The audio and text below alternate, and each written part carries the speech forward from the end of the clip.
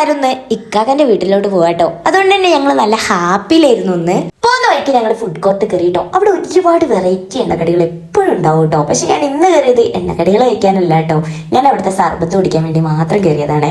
സർബത്തൊക്കെ കുടിച്ച് ഞങ്ങൾ മെല്ലെ അവിടെ നിന്ന് ഇറങ്ങി. ഏകദേശം 6:30 ടൈം ആയിട്ടുള്ളൂ കേട്ടോ.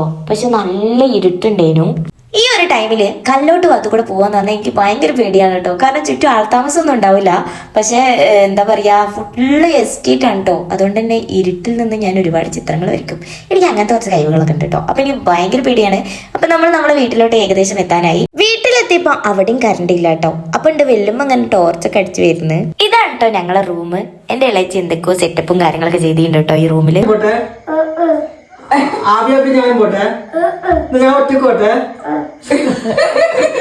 ഇവിടെ വന്നാലുണ്ടല്ലോ നല്ല നാടൻ വിഭവങ്ങളൊക്കെ കഴിക്കാട്ടോ. നല്ല ടേസ്റ്റ് ആണ് കേട്ടോ. ഉമ്മ ഉണ്ടാക്കുന്ന ഉപ്പേരികളൊക്കെ.